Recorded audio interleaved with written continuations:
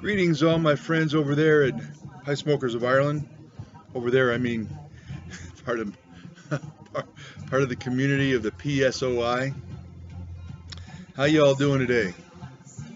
It's been hot here in California. We're up in the above 90s, which just gives us a little taste. That a couple of weeks it's going to be 115 out here. Man. I just come back from the gym, so excuse my attire. I thought I'd get smoky and then go take a shower. Got some other wanna-do lists out here I got to do in my backyard, so thought I'd fire off a video real quick to you guys for Monday. And interesting thing happened. First time it's ever happened to me before. I was sitting at the counter at the gym, and I was having a power shake after my workout. This woman comes up, about 35 or so, and comes up the counter and hands in her towel and stuff. She's ready to leave, and she goes, "Has anybody ever told you you have a very sexy neck?" Now, I don't know if any of you guys have ever heard that before. I had never heard anybody say that before, and it stunned me. It was like, and she walked away, and I started thinking, I'm the man. So I asked my friend who worked behind the counter, I said, "Richard, did you hear what she said?" He said, "Yeah." So what were you thinking? He said, "Honestly, what was the first thought in my mind?" He goes, "Yeah." He says, "I thought, what neck?" I went, hardy, that's so funny. Because I get a lot of jokes that I don't seem to have a neck. From years of playing football and wrestling, I guess my neck disappeared. Anyway, so, and my beard doesn't help it any, I'm sure. So I come home. I'm thinking I'm going to tell my wife what happened just so she appreciates just what a stud I am, right? I said, "Honey, you know, this, to me, young lady, about 35 or so, cougar, I guess you call him, said I had a sexy neck. What do you think about that?" I swear, this is what she said. She said, "What neck?" It's like buzzkill. Throw that out the window.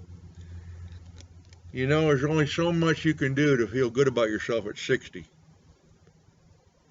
I guess I don't catch a break. Anyway, I'm smoking today a pipe from Michael Parks in Canada. And his website is parkspipe.com. A very cool pipe. Again, you know, I'm a Canadian freak, and it's a kind of a half stack, nice yellow acrylic stem, very unusual, and really nice rustication. Don't know if it's you can catch it up there. Pretty nice. So this is one of the pipes I was considering giving Michael Rizzo, but he's got a skinny neck, so I don't know if he could have held it up like this.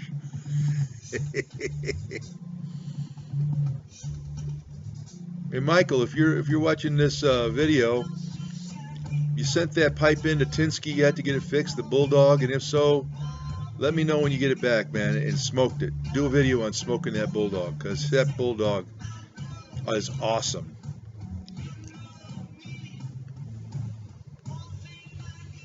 Now, I'm a resident. What I'm smoking in is today Black Gold. Delicious Cavendish from HighlandCigars.com, my favorite aromatic. For 30 years. Well, I'm one of the residents of the Pipe Smokers of Ireland, and it's an honor to be permitted by CARE to have a residence post every week on Mondays, and I try to keep that as best I can. And there's about 6-7 other guys on the site who post as well, and they're all good looking. Yeah, they got accents, and I'm sure they never get hate mail. But I get my share because I'm on YouTube as well. This will be on YouTube, and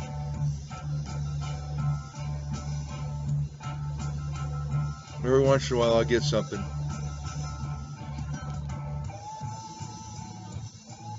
I've been called a racist, a sexist, But it all boils down to either the fact that people don't like people with strong opinions, or they don't like people whose opinions don't seem to be, they don't feel that those opinions give equal status to everybody else's opinions.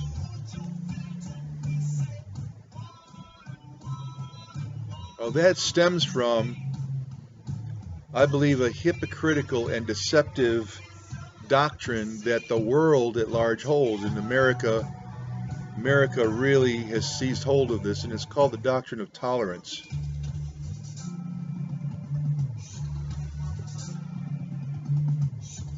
There's a lot of things people are intolerant toward me about who believe that they are adherents of the doctrine of tolerance. Don't like the fact I smoke a pipe. Don't like the fact that I'm a fan of MMA, and if I could, I'd probably, if it was there when I was growing up, instead of boxing and wrestling, I'd have done MMA. Love the fact that tonight Manny Pacquiao is gonna, I hope, knock the out of Floyd Mayweather. And they're just aghast at that. They have this idea that Jesus Christ is more like Mother Teresa than like William Wallace of Braveheart. And I often say, yes, Jesus did weep a little, but he also whipped a little. And in any case, I thought I'd spend the next couple of weeks probably instigating and antagonizing a whole lot more hate mail. That's okay, because I'm 60 and I don't care. Like me, love me, hate me, I don't care. I care for you, but I'm too old to care about what you think about me. I care about what God thinks about me. And I care about what my wife and kids think about me. I care about what Van Morrison thinks about me. Got Van the Man on today. I thought I'd talk about the false philosophies that hold up this incredibly stupid and naive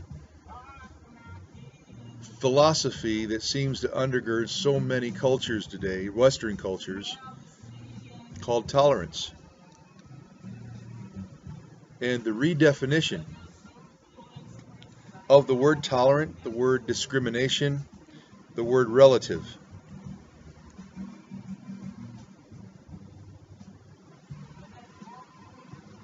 And also, I'd like to throw in the mix talking about the consequence of ideology or ideas. That the idea or the opinion that you espouse to and that becomes part of the popular propaganda machine can have devastating consequences.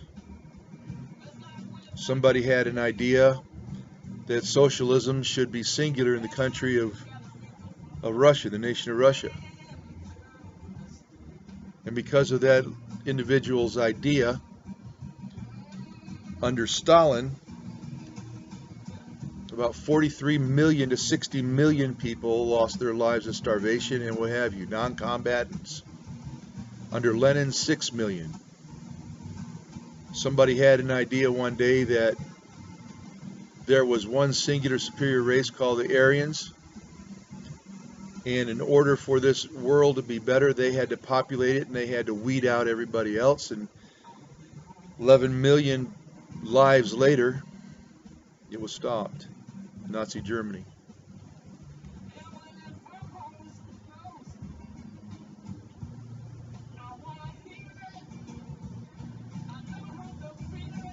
In Soviet Union alone, 85 to 100 million people have been killed in the 20th century because of an idea. So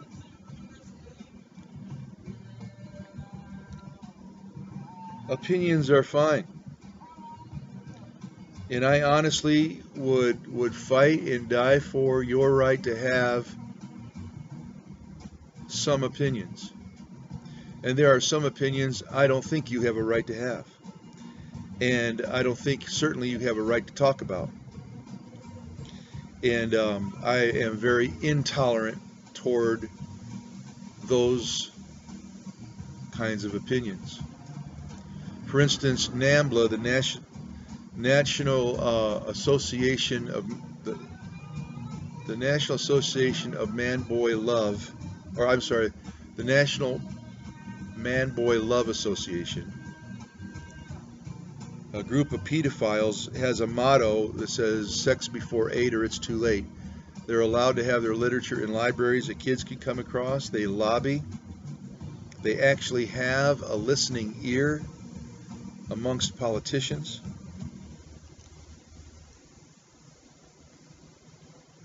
I don't tolerate that opinion. I don't agree with it. I don't agree that it should be publicized. I don't agree that it should be talked about.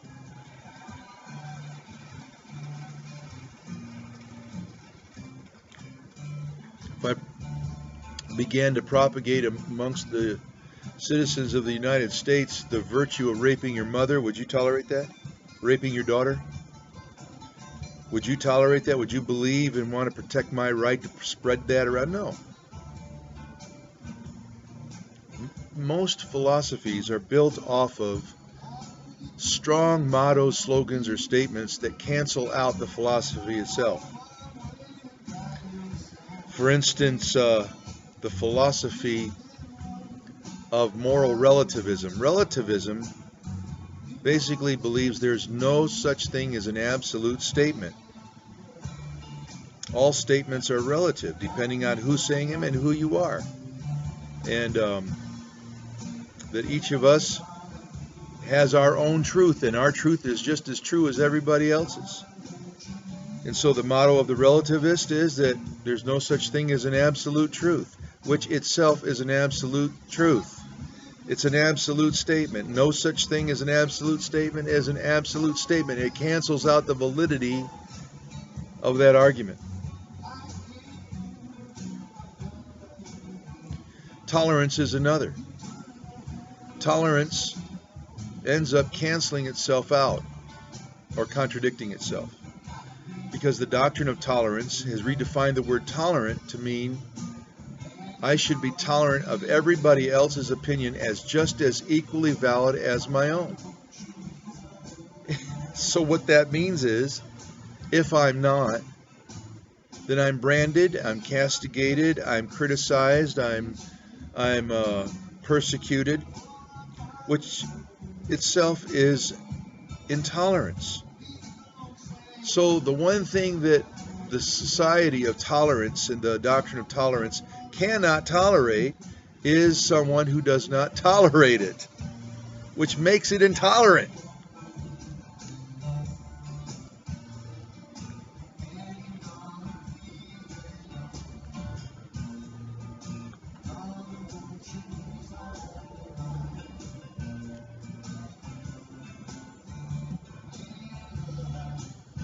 As a Christian, a Bible-believing Christian, and at this point some of you probably want to turn this off because I'm defensive about my faith. There's 165 to 200 million or 200,000 Christians who are now being put to death every year. They've been doing this since the 20th century. More than half of all the Christians who've ever been put to death in history have been put to death in the 20th century. And I'm shooting low on that statistic. It's a matter of public news that at least the 1/8 of the stories they're willing to publish about the extermination of Christians all over the world, men, women, children, crucifying them, raping them, mutilating them, burning them alive, cutting off their heads, and worse, stoning the word, and worse. Of this paltry amount of that, the media is willing to talk about, sometimes they don't even point out the fact that these people were Christians. Their children in school praying to Jesus. And 160 of them get wiped out, 180 of them get wiped out for their faith. Doesn't seem to be newsworthy to the world now. There's a Holocaust happening right now in the world, just as bad, if not worse, as Nazi Germany and the rest, and it's a Holocaust, a genocidal hatred and murder of Christians for loving the Lord.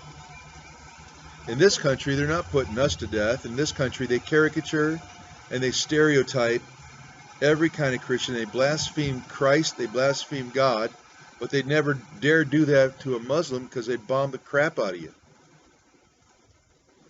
And frankly, I do support your right to not believe in Christ. I support your right to not particularly like the gospel. But when so many people are being put to death for the name of Christ, this isn't the time for you to be cynical or blasphemous or mocking our faith. Would you have done that during Nazi Germany? Would you have felt good about that when they were killing Armenians in Armenia? To choose that time to start mocking Armenians and mocking their faith, it's just insensitive. I think it's discourteous. I think that all of us need to wake up and understand what's going on in our world against the people of the wood, or the people of the book as they call us. We are being martyred, and it's coming close to America. Muslims have done this throughout the ages. They've been Christian killers throughout the ages. They've wiped out nations throughout the ages. This is behavior that's just normal. And it's been the Christian faith that has kept this country together, not divided it, kept it together. You might want to bring up slavery, the American Indians, and if you really want to go there against somebody who studied that, I'll be glad to do that. Because taken out of context, taking history out of context, you can take pot shots at anybody. The whole status of women, of girls, care of the elderly, care of handicapped children, the care of children that have been discarded, institutions of higher education, the civilizing of nations have all been done because of the coming of Jesus Christ and the Christian faith. So I'm a little right now irate for my brothers and sisters, sons and daughters being killed around the world en masse without recrimination because of an ideology or an idea. Don't go there in terms of religion, that religion is the cause of this, because whether you want to talk about science or whether you want to talk about history, there is an innate psychological gene in every human being to believe, and not believing is unnatural. Believing is natural. Man is homo religiosus. He is prone to believe in something. Why is that? And when you don't, it affects your health. Important that you believe the truth. I'm not going to preach the gospel to you. It's not my intention right now to preach the gospel to you. It's my intention to call your attention to the fact that this supposedly brotherly love, let's love everybody, let's tolerate everybody, seems to exclude one central group of people, and that's Christians. And I want to talk about the philosophies behind tolerance, moral relativity, and other things that suggest that you really believe I'm free to say and believe anything I want because my truth is my truth and your truth is your truth. That is ridiculous and it's naive. Let the hate mail come, let the haters come, but so long as Kara lets me do this, for the next couple of weeks I'm going to rant. Sláinte.